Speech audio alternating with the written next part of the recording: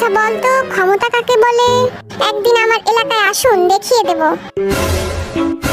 কি বললি? গেল রে, এইবার আমার অবস্থা খারাপ হবে। রোজা রমজানের দিন তোদের সাথে খারাপ ব্যবহার করতে চাচ্ছি না আমি, এখনো বলছি শুধরে যা। আই জিমিন, কি করস তুই? মুখ লুকাইতেছিস কেন? কিছু না স্যার। তোরা হইলি এক একটা গর্ধ। তোদের মতো বয়সে আমি অঙ্কতে 100-তে 100 পাইতাম।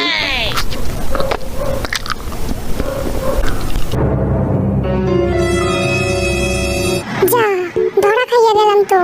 এবার কি বলবো নি? ও তাহলে এই ব্যাপার, চুরি কইরা খাইতাছস তুই? স্যার, আমার পেট খারাপ ছিল, তাই রোজা রাখতে পারিনি।